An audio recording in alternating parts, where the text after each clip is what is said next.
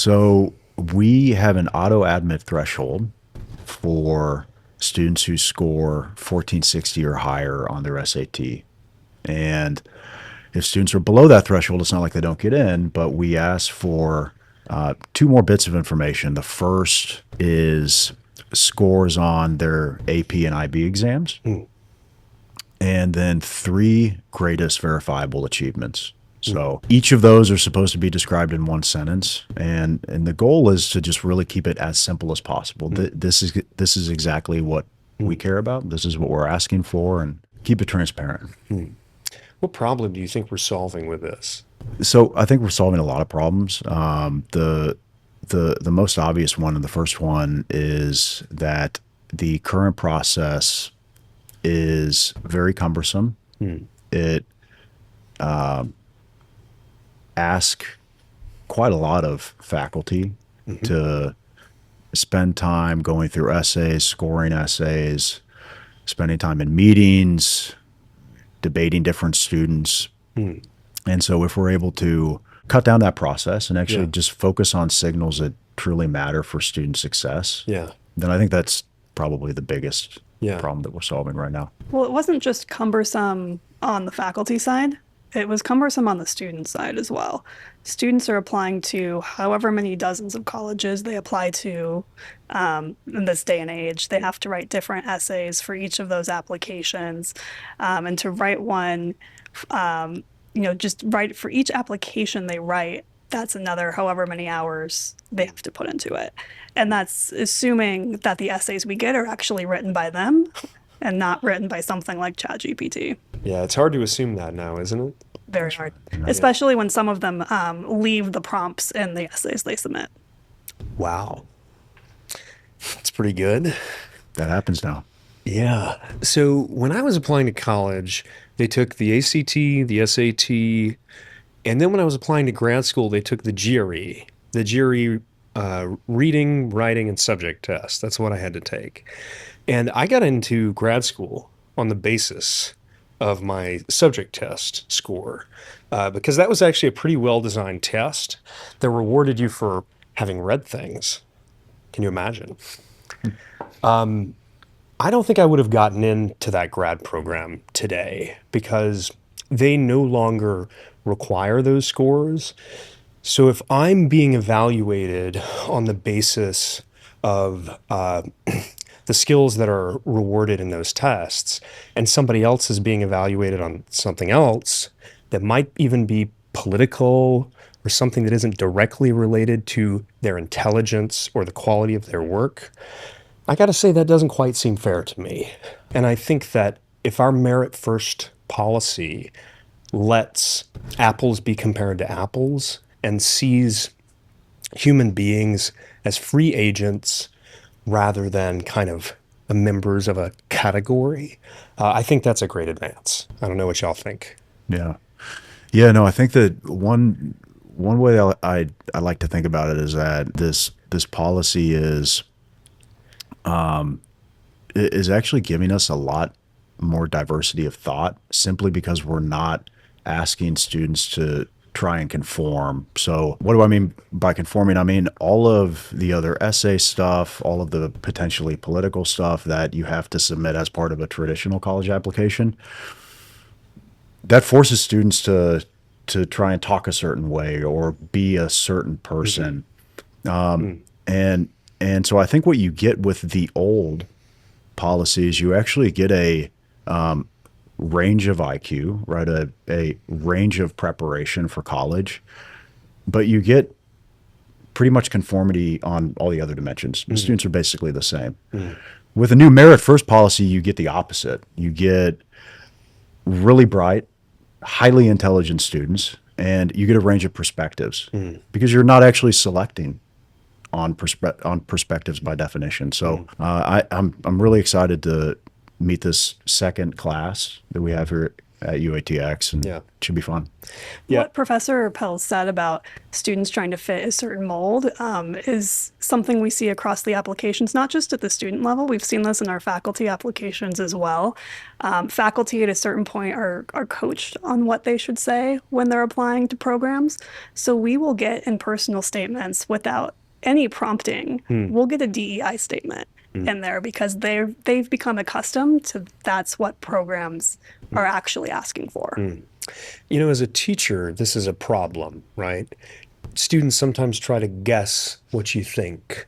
That's always bad because I don't care about them having my opinions. I care about them having quality opinions, developed opinions, having considered arguments for and against. And everything's wrong if they think this guy is just rewarding or punishing on the basis of what he likes. And so if the university policy, admissions policy, gets us closer to the way I think about actually teaching in my class, that seems like a great improvement to me. Okay, here's the question, the million-dollar question, right? Isn't it the case that the SAT is correlated with socioeconomic status and race? Yeah, so it is highly correlated with socioeconomic status. Okay, this is a common critique, and it's a fair critique. It turns out, first of all, that most things are correlated with income to some extent. One thing that I like to think about, though, in the context of merit first admissions is that, yes, standardized tests are correlated with socioeconomic status. However, standardized tests plus the traditional black box admissions policy where you're asking for essays and where you're asking for, potentially political conformity, that's even more correlated with socioeconomic status. Why is that? Well, because to try and figure out how to build and construct that black box portion of the traditional college application, you have to perform in a lot of extracurriculars. You have to be captain of the swim team. You have to have founded a nonprofit in Africa. And all of those other things that are not just directly focused on school and academics cost money. And so if the choice is between something that's highly correlated with socioeconomic status and something that's marginally less correlated, and that does a really good job of picking up raw talent, then I think you should choose a second one. And that's exactly what we have in merit first admissions. Yeah, that's a good answer, David, but I do want to push you on the race part. You know, when Lyndon Baines Johnson put together the Great Society and Civil Rights Act, all that stuff he did, he gave this famous speech where he talks about the runners in a race.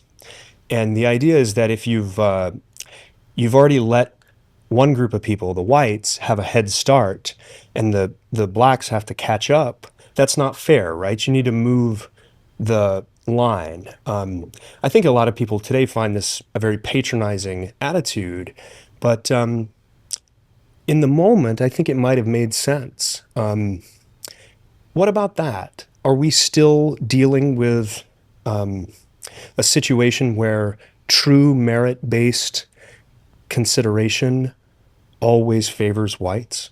Yeah, so I think going back again to the comparison between just merit and merit plus black box holistic admissions, the merit plus the black box holistic admissions much favors whites relative to other races. And so all of these directions that we're taking our new admissions policy is actually making the playing field just wide open for all races, all people of different backgrounds. So it's absolutely a fair criticism, but it turns out to not be rooted in evidence. I think it's worth pointing out, too, the people that get discriminated against under the black box system, it's not that it's simply elevating one people that happens at the expense of another. And in the situation you've brought up, it's typically not white people, though it is to a certain extent, but this most impacts the Asian community who are being filtered out of universities disproportionately compared to other races, despite competitive test scores and extracurriculars. So even if we consider it from the race side, that's complicated. Yeah, that's right. Yeah, no, and then of course there's the follow-up discussion of, well, yeah, you could let in folks that are potentially underprepared. But then what is that doing for them? They show up, they start taking on debt, and then they quickly have to drop out. Okay. And so we've actually seen that a lot of these policies can end up hurting the groups of people that you would like to help. Dropping out is one possibility. The other possibility is, say they're interested, and this was documented, I believe, by Heather McDonald in one of her books, is that you'll see them switching majors, and they'll enter perhaps as a mechanical engineering major. And end up as an English major. And end up as an English major or an African studies major, a women's studies major. They'll end up with majors that have a very hard time making money out in the real world. Tell me about it. That's why I'm never leaving this place. The thing is, if they had gone to a university that was at their appropriate skill level, they could have stayed that mechanical engineering major. Yeah. Let's talk about standards in connection with this. I mean, this is the thing nobody ever wants to talk about. But when other considerations are taken as primary or equally important as merit, in the classroom, teachers usually do adjust their standards. I mean, if you look at grade inflation, it is correlated with some of this, the black box admissions policy. I mean, I'm not a statistician.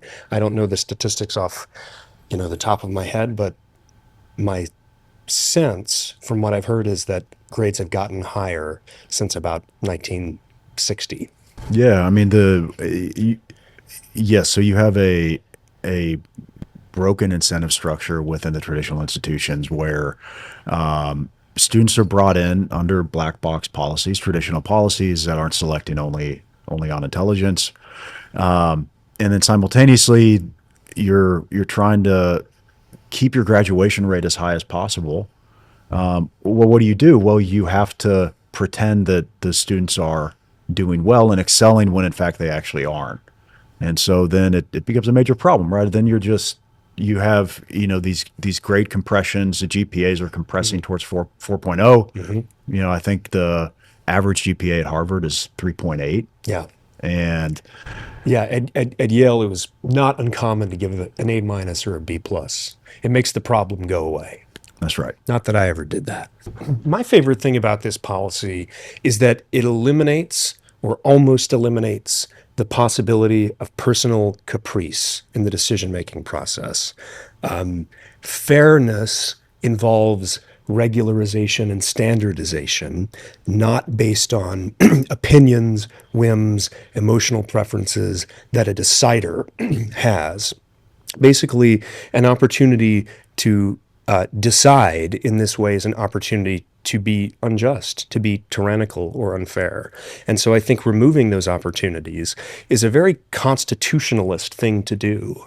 It's very much about the idea that if we create a system that works properly, we can minimize the need for always having the best judges of character, because we can't guarantee that. That's right. That's right. Yeah. I mean, I think one thing that we're trying to do here at UATX is we're trying to build systems and a very well structured institution that will survive way past our lives and after we die. And I didn't say that very well, but Yep. And the way that we do that is we try to think carefully of, okay, suppose some crazy faculty or some crazy staff members got into this process and they wanted to try to start to meddle around. Well, how could we hedge against that? Well, we have a process that actually doesn't involve them. Yeah. We focus on tests and we focus on pure measures of merit. Mm-hmm. It might not even be capricious involvement. It might just be a natural inclination to say, oh, we've admitted X students with this profile, and now we're seeing a student with this profile. Like, these profiles are immutable characteristics. There might be a natural inclination to want to accept somebody that brings a bit of diversity that we really don't need to consider in the admissions process. Okay, what about the class? Do you really just want to take whatever the numbers give us? Don't we want to think about boy-girl ratio? Don't we want to think about the community? Yeah, I mean, this is a great question. So in terms of the boy-girl ratio, we don't. Man, woman, I guess. Yeah, man, woman, I suppose. We do not want a gender balance. We will never gender it balance, and we will hope. And my hope is that we have strong self-selection based off of the fact that we have communicated what we do here to the world well. And I think through that process, we get the right students interested, and we get them to submit their application here. So my view and my solution to all of this is that we need to target the right people, right? And maybe we need to go to Catholic schools in Austin, right, or like all girls schools, and spend some time there. Or maybe we need to spend some time in the Northeast or out in California where we have fewer students come from. So that process of thinking carefully about who our target audience is and going out there and asking for that strong self-selection is how we do this. Yes, that makes complete sense to me. And I have to imagine, I mean, there's going to be some people who are listening to this who think that the diversity question is what kills this, why this is impossible. And I've heard this from people. You're going to end up with an all-boy, all-white class. If that's the critique, let me tell you a situation. We have a merit-based policy of admissions, but we can go and try to recruit and try to get the sorts of students that we want. And maybe at the recruitment level, we do think about that. We do think about the people we're trying to get to apply. Obviously, we want many, many people to apply. But our university dean, Ben Crocker, making this last class, he was literally on a plane, flying around, meeting parents, meeting students, going to schools. That was a hustle. But I think that hustle paid off in the shape and variety and diversity of our class. So I think maybe we could solve this, quote unquote, solve this on the recruitment side, and then let the numbers be themselves and be fair and just. I think one of the important things to keep in mind is, from the student perspective, if you're admitted into UATX, there is no doubt in your mind that you were admitted based on your merit. You're not here because you're a woman or because you're a certain racial minority that we're lacking. You're here because you earned it. And you can't say that at any other university in America.